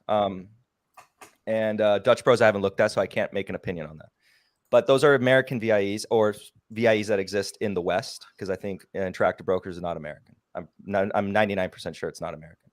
But Chinese VIEs are something special. And again, VIE is an umbrella term. There's infinite possibilities of VIEs, right? If I just change up the structure a little bit, we can call it a VIE, all right? And for me, I wouldn't be comfortable owning a VIE like that type of VIE, for a variety of reasons that we can get into. I guess we can go with like specifics on the argument that if you guys have to try to chink the armor on it. Well, at the end of the day, I mean, we don't have a massive. I mean, I have like 3 or 4% in the company. So worst case, if something does happen, it goes to zero. I'm not annihilated, but I mean, the only thing I'm just not worried about it. Like I think a lot of people are concerned about, you don't really own the company, and China can just completely screw you over, and you can just get nothing back in compensation. But my fundamental argument is the world's just so interconnected that I just don't think China is going to take that kind of drastic step. I mean, we're completely interlinked. There's really no getting around that, and that's it. It's like, okay, I think once the fears blow over, with all these Chinese companies, people start to realize or get more comfortable with them. They're like, wow, look how profitable they are. Look how many cash flows they generate. I think people will eventually pile into them again. I have a question for you. All right. Let's say you and I start a business. I'm going to make a proposition for you, Strongman. You're going to give me 100K today. My business, let's make a hypothetical world so we can make some certainties. In the real world, we don't have certainties, but we have certainties in my example. You're going to give me 100K today. My business is generating $1 million, and we're growing at 100% for the next 10 years. And this is a certainty. And somehow this as a certainty. All right. Over the next 1,000 years, all right, this is the drawback. I will never return cash to you. I will return a net negative cash position to you. What does that mean? So like a business, right? We buy a private business. We think of it as the cash it can return to us. We buy a rental property. We think about the cash it return to us. And then Buffett has spoken about this. When you think about a stock, you have to think about it as a company that can potentially return cash to you, aka owner's earnings. So what if and we're not getting into the complexities of Chinese legal law or capital restrictions or anything like that. Let's stay out of that. What if I told you I would never give you cash? How much is it worth to you now? And if you sold it to someone, that person has the same contractual obligations that I have with them as I did with you. So I won't return cash to them either. Well, personally, I don't like it in cash directly returned to me because that's taxable as a dividend. So I'm more about total return. And then on top of that, comparing me investing in one individual to the difference between that and China is just totally different.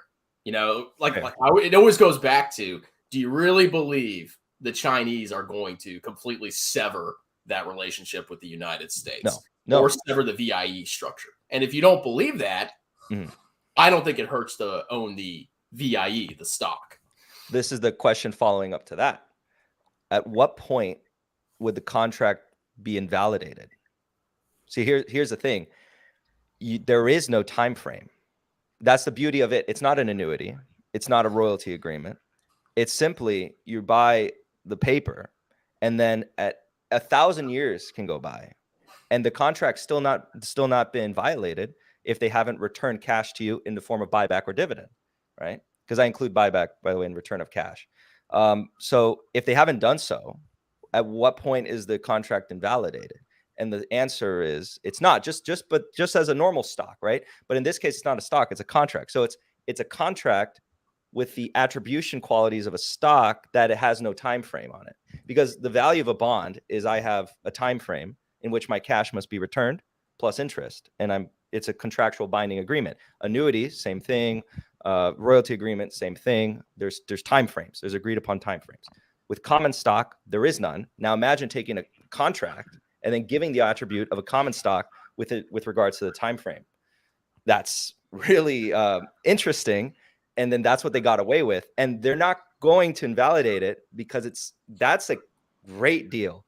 If American companies could get away with such a thing, I guarantee you they would try to do that. And then that's the whole point. If nobody's going to get away, if that contract isn't going to be invalidated, no. Why are you worried about that fundamental, issue of not technically owning the company?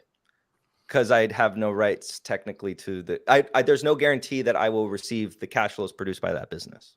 There's not, but if you fundamentally don't believe that contract is going to be severed or breached or whatever, yes, in my opinion, you don't need to worry about it. I mean, it always goes back. We're highly interconnected. I mean, maybe if there's a war with China, okay, then you're screwed. But excluding that scenario, if the only way you can invest in China is to do that, I personally believe it's worth that risk of that potential, breach of contract to get access to such a growing market like China. Well, but you don't have to have a massive position. I mean, there are risks, and you are right. You're definitely right about all that stuff, but you have to take at least some risk to invest in foreign stocks, especially in a market like China. It's for me, it was the risk reward. I sat there and I went, okay, well, I'm not bidding this up to a gigantic portion of my portfolio. It's not like Baba takes up 10% of my portfolio or 20. I know people will say, Warren Buffett does that. Good. I'm not Warren Buffett and neither are you. But it comes down to, if they just cut us off in the West to Tencent and Baba and said, sorry, your money's gone. No worry. You're not getting anything out of this. It would kill Western investment into China. And that's ultimately not good for the Chinese people. And it's not what the CCP wants. Mm-hmm. And that's my opinion on it. I can't know what President Xi is actually thinking, but I just look at it like that is, it'd just be so detrimental to investment funds flowing into their country. Why would they do that? Absolutely. I mean, I think China would probably appreciate having the most valuable company in the world. That's a bragging point to them. Yeah. Yeah. I absolutely agree with that, by the way. That's because we have to be very careful about the different opinions that exist out there in the nether. A lot of people think they're going to sever. No. Because there is no time frame on the contract. This is a contract without a time frame. Therefore, I could go 1,000 years and not return cash. So then technically the value of the asset, because the value of any asset is the present value of all discounted future cash flows, right? That are potentially to be returned to the investor. And that's, investing 101.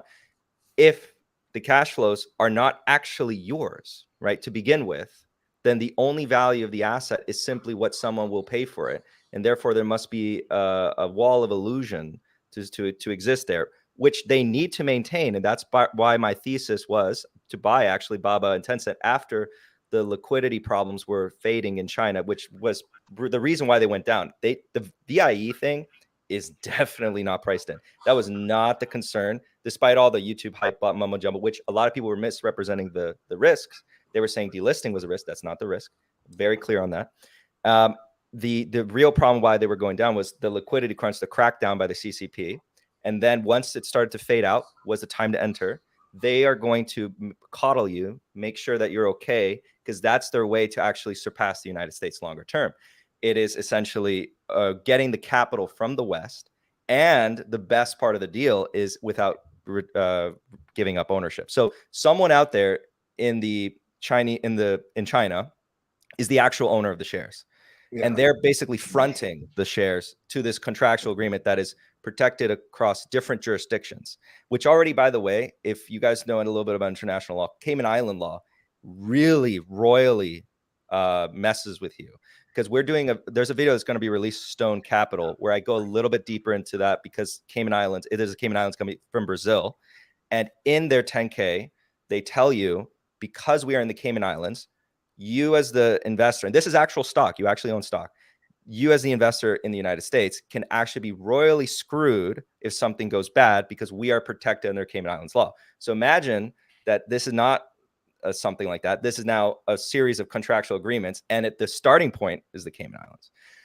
Whoa. Now we're getting it shows up for a reason. But that's not the risk. That is just there. And then there's a lot of people on YouTube who say that that's the risk. I disagree with them. The risk is far more back to the basics of investing, which is if you do not own the cash flows, and the cash flows don't have to be returned to you because we're owning two separate asset classes. You have contracts, bonds, annuities, stuff like that. And you have common stock, two separate asset classes. You are essentially equating a contract to the same thing as a common stock, which normally is a no-go. It's a break in the framework of finance. And then we're trying to discount the future cash flows of something that is not contractually there because there's no time frame again on it. So again, I'm bullish short term on the VIEs because I do think the CCP is gonna not allow that to collapse. And then again, the reason why they went down is not VIE scare, really. It was actually there's a liquidity crunch within China, and now that's gone, that's dissipated. We're seeing the rise back up. And so I have like a price point that I might liquidate both positions in the future. I haven't pinpointed a price, so I won't say that. Okay. And it's very difficult to pinpoint a sell price. That's the hardest part of investing. No, that's the hardest part about investing. It's figuring out when to exit. Dude, your cost is incredible. 109. Completely accidental. Dude, yeah, you need to start grifting, man. Excellent, you need to do the Baba grift. It completely accidental. And also I bought it so that if I ever do, I stopped making the video, but I said on that video, I expect them to go up. Completely accidental. And just want to be clear, there was no magic trick of chart reading. No. It was also that when I talk about them in the future, people don't think that I'm just hating on them. If it continues to go down, that I would suffer with them. Because I know that some people think that way, that you're just a hater. And I was like, all right, I'll put some money in and then I'll suffer alongside the viewers. If you don't see, I don't know. I look at it like this. You're not just because an investment's right for me doesn't mean it's right for you. Exactly. I say that to people all the time. It's because it comes down to what, like I said earlier, I try to stick to my circle of competence. What do I understand about this? Yeah. What I'm buying into. Is it medicine?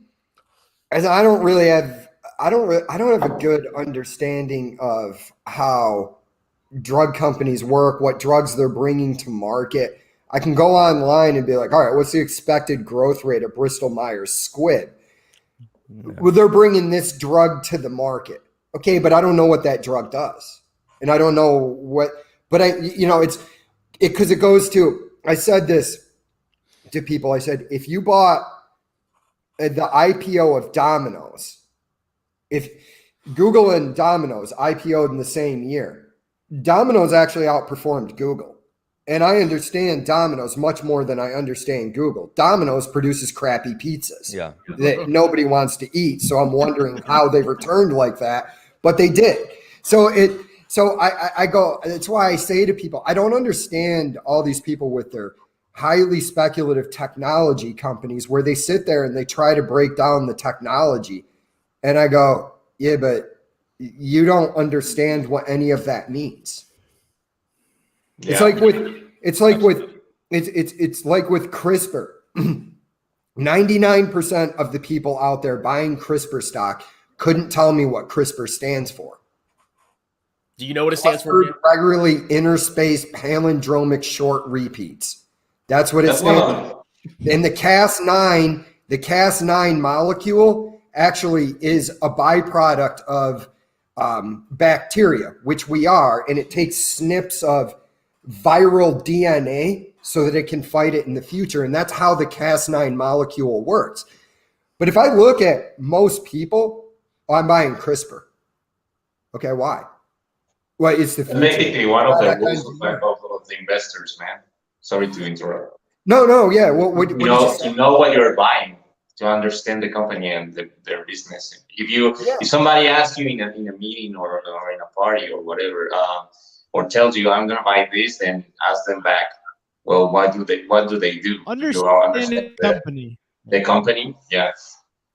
A lot of people don't understand it. Hey, man. So that's crazy. Hey man, But I stay away from a lot of commodities. That's the old days. We don't do that anymore. If I like the color future, of a bro. company's website, I'm buying the stock, baby. The color of the website. What That's or my exactly what I greatest do. quote is, "It's the future, bro." It's just so applicable Yeah. to today's environment. You guys don't buy Bitcoin? I do want to. no. It didn't dip recently. I mean, yeah, this it is- goes down and then it goes back up. So when it dips, you buy it. Do you have well, crypto positions in your? I dip right when it goes up. I also, well, on Bitcoin, I think the people that are going, because it fell to like 40 grand, I think the people going, oh, see, we told you it's crashing already. I think Bitcoin's going to take longer to fully let the air deflate from that thing. I think it's going to shoot back up. Yeah. I mean, it always does. But like, so Fabio, I do you have any think so, too. positions or speculative plays in Bitcoin or like any kind of cryptos? I just opened a very speculative position in a company called Overstock, but that's the only exposure I have to crypto. I'm a cheerleader of crypto for some of the implications of it, specifically though closed systems. And I think we're in the bubble phase of something like this. My position on cryptos, you might be a little bit surprised on, but it's very nuanced. I'll say that it's not bullish per se, but it's I won't be surprised if one of them wins, but I will only say that the only one I think will win are closed systems. What I mean by that, because I have to define that, because I know that's what is a closed system. Closed system simply says that the ability for someone to change the rules is no longer applicable. So all the ones that have developers, all are worthless. They're all worthless. Because if you have a developer team, essentially what that means is at any point, doesn't matter if the intentions right now are good, the rules can be changed. And in order for currency or store value to be consistent over time, is the rules don't change. Gold, for example, unless you are the deity of this universe, you cannot change the rules of gold, right? Yeah, unless you're Chris, you cannot change the rules of gold. Gold is gold, and gold is the same as gold in outer space, as the same as gold in the other side of the world. So it's very good choice for humanity to have chosen. It was a natural conclusion based on the elements that we could, smelt at the time. And basically with crypto or any currency, at the end of the day, we do have to acknowledge, yes, there is a degree of choice, right, in terms of what something is valued. However, until it reaches a certain adoption rate, it's a speculation. So everyone right now, ask someone when they say, I'm bullish Bitcoin, ask them this question. And this is for everyone watching and for everyone here. You can go through a series of questions and you'll get to the same conclusion, typically with most people. And you'll say, what is the value of Bitcoin? And they'll always respond to something. Say, what do you think it's going to do in the future? And they'll always respond with something in their home currency, right? Because everyone's perspective is, geological to their geography specifically. So if you're in the Eurozone, you're going to say a euro number. The point what I'm getting with that is the end point of the demand is their currency. They don't want the Bitcoin. They want what it can get them. They don't want the crypto that we're talking about in the topic of conversation. They want the currency. So you have to understand that from an economic perspective, the demand, where's the demand? Demand's very important. Where's the demand direction? In their currency. So if that's the case, then you then go to, it's an asset class, right? And then how much, if it's an asset class, what is the value it can produce? Because an asset has a specific definition, right? The production of value. Does it produce value? No. Then there we go to the next part of the logic tree and say, okay, probably worthless, intrinsically worthless, greater fool theory. Then we put that in the greater fool theory bucket. The majority of cryptos are like that. And even Bitcoin, even though it's kind of a closed system right now, it's pretty much still a speculation, highly speculative. It's such a small market cap or coin cap, whatever, to the global economy. So for example, if it reached the adoption rate of the global economy, the value. And I have to use this for us to conceptualize it, right? But the global economy is about $100-something trillion. So the value of Bitcoin as a cap would reach that, and then that would be its cap. And then if that was a global currency, it would rise only with economic growth and decline with economic growth, et cetera. I'm not going to get into like the deflationary aspects of it because that's going to take us too far away. But the point is, you don't want to be surprised if it does, but you don't have to participate in it because it's of speculation, and you're going to maybe end up at the truck stop, very high likelihood, because we're so early on. This is like, for example, in the .com era of cryptos, 99.9999% or maybe even 100% will go to zero. And I love when I spoke to industry professionals who literally believe this, and I don't understand why. They think the ones that are compliant to regulation will be the ones to survive. I think that's the one that actually has zero intrinsic value, because why would you have something that's compliant to the same system instead of just owning the currency of the system? It makes no sense to me. Yeah. There's no value. There's no value proposition. The value proposition of gold is it's out of system. The value proposition of silver is it's out of system. The value proposition of a closed crypto hypothetical, not giving out a name, is it's out of system, right? And so you gotta tell us, man, what's this crypto? Well, the closed system right now, the one that's most popular is Bitcoin. But from the perspective of a Venezuelan, right? I have a lot of family who escaped Venezuela, and there's still some stuck in there. And Bitcoin's actually being utilized. All right. So I noticed adoption rate. We have to understand we have a bias for our developed nations, right? And even Mexico, compared to Venezuela as a developed nation, we have a bias. Really? Yeah. Compared to Venezuela. Come on, man. No, yeah, we're better than Venezuela. Sorry. Way. We love Venezuela. Yeah. So Ya lo sabe. But in Venezuela, Bitcoin actually started to be utilized as a utility, right? You don't want the Venezuelan currency. It's worthless. It's intrinsically worthless. So people started actually using gold and Bitcoin. But Bitcoin was, interestingly enough, utilized more in a lot of instances because it is very difficult for the socialist dictatorship to take it away from you. Harder, way easier to smuggle out, way easier. And because gold, let's say you can't have a caravan of gold. Very easy for them to take it away from you, but you can put Bitcoin on a flash drive, put it in your pocket, and as a utility measure, it's really good. And guess where the number one market for Bitcoin is today? Around, I think it's close to number one, if not number one. Guess, everyone. If not, I'll just more than El Salvador. Yeah, more than El Salvador. Um, Close to number one, if not number one. It's a big dictatorship, large population, very large, and it's banned there. China. Yes. So I'm scared to use Bitcoin in China because like China, they don't play around, man. They'll freaking put a bull in the back of your head if you piss them off. I mentioned this in one video. I think my high school was a very interesting high school. I went to high school with a lot of the CCP's kids. Oh, dude, what was that like? It was really interesting. Are you a closet communist, Fabio? No, look, and let's be frank on the definition of communism / socialism. They are not that. They're anything but that at this point. No, they're not. No, I call them an authoritarian capitalist country. Yes, exactly what it is. Exactly. I mean, the best word is fascism. I mean, yes, that's the best way to describe China. That's a textbook definition. They are the textbook definition of fascism presently. Yes. But the CCP kids, nice. were they normal, just like everybody else? Normal. Some of them they were very extravagant in some instances. Like they would buy like shoes. This one kid, I remember him. He would never wear the same shoes twice. He was insane. He would give away the shoes after he wore them, and he was a shoe collector. Before shoe collecting was a thing where you see all these people buying and selling shoes. He was doing that. And then there was one that I'll tell you their English names because that's not their real name, so I'm not giving away their identity. But they had English names for the school. But George, York, they were my buddies in math class.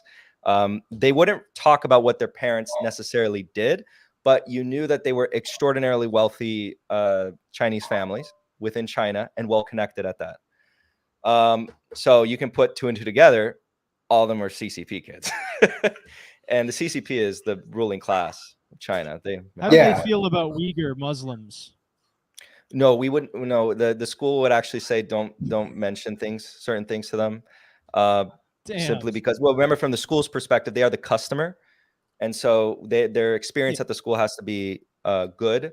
So Yeah. certain things were off topic. I'm- In economics class, for example, we would not touch China. Not Yeah, touch I'm China. half history class. joking.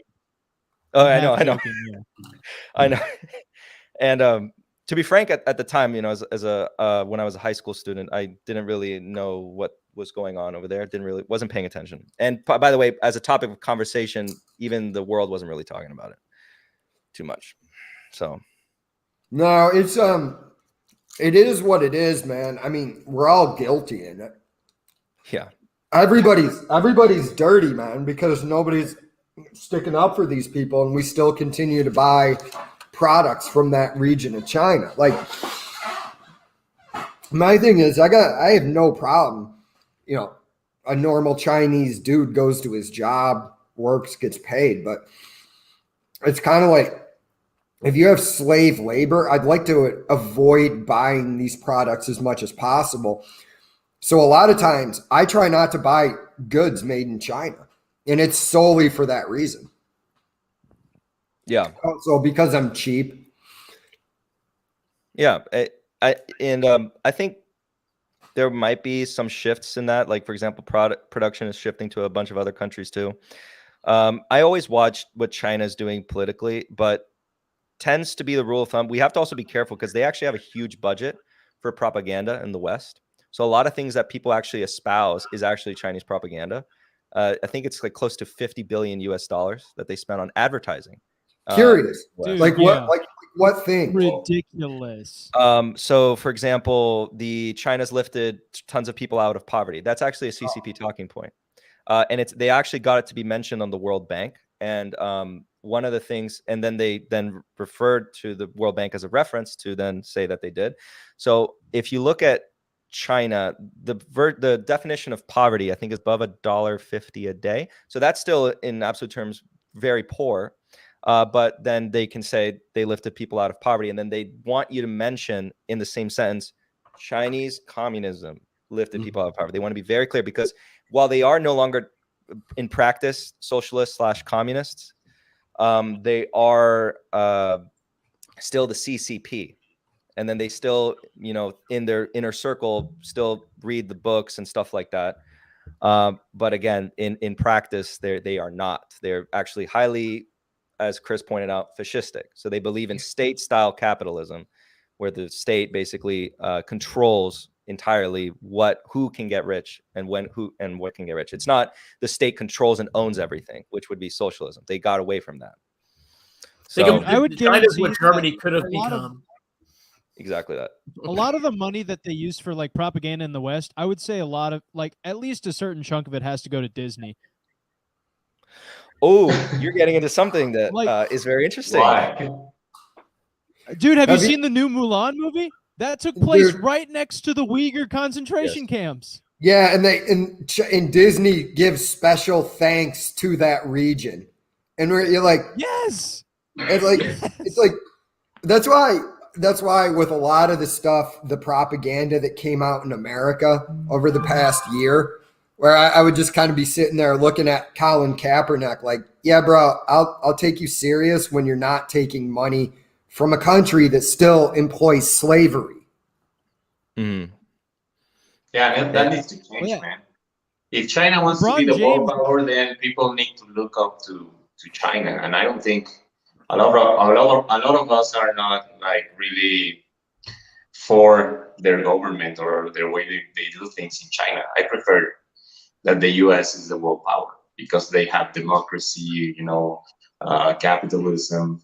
If you work hard, you get paid. What's right? Well, kind of. Yeah. No, No, I get what I get. you What, get me. yeah. Well, Alex, you know what's funny about that is that, like, here in America, one of the things they push is that younger men get in touch with their feminine side. I hear that shit at my university all the time. It's super annoying. And then China is doing the complete opposite. They are building an empire of men who are the heads of strong nuclear families. And we are doing the opposite. We are abolishing it. Dude, China has a very good chance. We are of winning, done. the competition between us and them. I mean, they're definitely doing some things better. Yes, they do. Oh, they look. Yeah. They're I'm more not- disciplined, but I prefer freedom. China has a point with saying after 10 p.m. you're done on TikTok. Go study, be a man. Like we don't give that like message to the youth in our country. And it's like eventually the young people are going to be the people leading, and it's like, how are we going to compete with China when they're producing savages and we're producing guys in touch with their feminine side? I mean, okay. So Love here, always wins, Jay. have you seen? well, it depends on what you internal want to report? compete with And them. I don't. When I say that, I don't mean that you shouldn't be nice to people. I just mean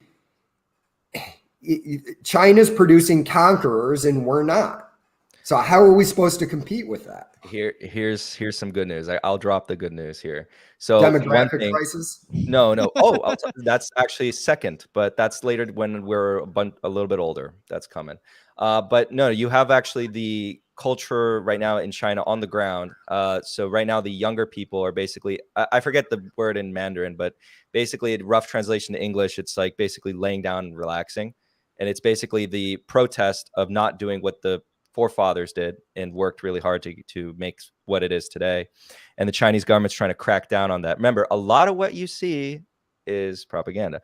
So they actually internal reports for the CCP was indicative that they think their men are pussies. And that, so a lot of what you're seeing again is them pushing a campaign to make them more men, because they're already they're like, the CCP's perspective is that their men are pussies. And then they need to fix that. And then they have this, like the younger people are kind of protesting in their own unique way of just basically not working as much. And they don't like that either. And then you also have, I say the benefit is centralization of economic decisions always will probably lead longer term to problems, big problems. So we see, for example, right now in the massive bubble that still hasn't popped, by the way, watch that, pay attention to that. It hasn't popped yet. They are indebted way more on a per person basis than something like the United States, which you may think has a lot of debt. They are way more than that. Mm-hmm. And so again, because one rule of thumb that I tell everyone is when you centralize economic decision-making or authority, you will always end up with misallocation of capital. And the number one thing people fail to recognize as a problem is misallocation of capital. Very hard to calculate, very hard to predict. But when it shows up really badly. And I would point to case studies, 2000 dot-com bubble for Americans listening and for Americans here, 2000 dot-com bubble, 2008 financial crisis. All those were examples of basically an authority pushing down on a scale, trying to do something always for the good reasons, always for a good reason, by the way. And then ends up causing misallocations of capital that we don't foresee in the moment. And then when it does show up, it's really bad.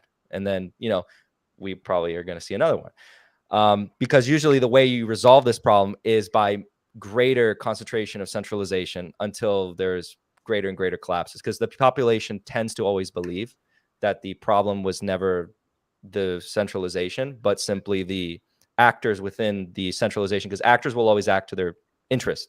Humans will always do that.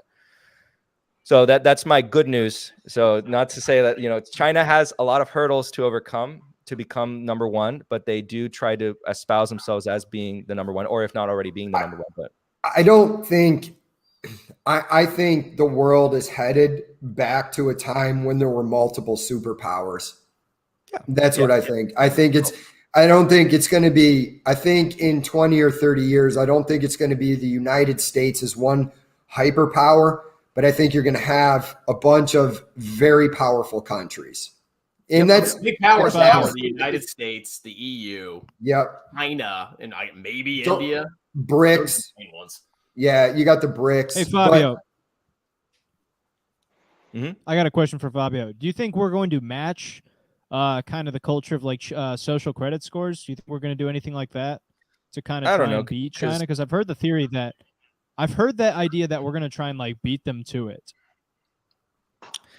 I guess it just depends on what you think about the culture of the United States. I mean, I never say ever. You'll never hear me say that something will never happen anywhere. I think that's a mistake for people to do. For example, Venezuelans always said that Venezuela would never collapse like it did. They always say that. Everyone has a bias for their own country. Some people will have the optimism bias, and then some people will have the pessimism bias. So I would say it depends, and it's a cop out, but it depends on how much the culture of the United States changes. If it changes from more liberty-minded orientation to more centralization, collectivist-minded orientation, absolutely, because that would be the culture. Culture drives politics at the end of the day. And also, for an investment perspective, to bring it down, I tend to always say, ignore politics except for when it matters. So a popular Lenin quote is that you may not care about politics, but politics cares about you. So then I'll reverse that and say, as an investor, don't care about politics until it does care about you. And so, for example, like if you're Venezuelan, you really understand that perspective. For example, when they collectivized a lot of private property, that matters, right? As an investor, that matters a lot. And then, just pay attention to the nuance. And the nuance is basically culture. So yes, United States culture changes. Absolutely. Yes. I don't think that's going to happen. There are a lot of communist or collectivist-minded people in the U.S., but there's also a very strong conservative culture. Exactly. Very, very strong. So, I mean, China, yeah, I can see that whole thing happening, but here, no, that's just not in the spirit of the U.S. Yes. All right, well, I think we're basically done because I have to go clean my house. It's a freaking wreck. But we have one more comment that I would love to post before we leave. Oh, hell yeah. This is why I watch Meat Spin Kevin for the BBC. This is our closing comment. Nate, all you got to do is point out that dude doesn't shave either. Nate, you need to debate this guy, man. You should go on his channel and debate. Yeah, dude. Yeah, debate him. Come on. Oh, yeah. What's there to debate? Be like, my hair only takes 5 minutes. No way, man. Dude, you don't have to debate anything. It would just be fun to watch. YouTube's about entertainment at the end of the day. I know, yeah. Right? Yeah. Why do you think I made fun of the ape father? Do you think that we would have actually had a good debate? Dude, I was It would hoping definitely be fun. I was hoping he was going to be dumb enough to debate you. I was sitting there. I was like, I don't think he is, but I was just praying, like, please lure him in, just so I could watch you take his soul on YouTube. Adam, I was going to do a reaction video in my channel, man. You should. That's what it's called. Yeah, the lying flat. But he didn't show up, so yeah. This is what the young people are girls lie flat. No. Yeah, Dude, I guess that Megan comment really struck him.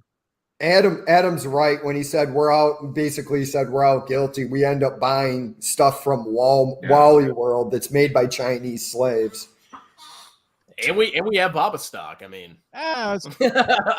I just want to make money. I'm not into that's ethical okay. I'm sorry. Yeah, I mean, if a few people got to be forced to work against their will so I can retire comfortably. I'll probably use my Baba profits to take a vacation to China and spend my money there. Yeah.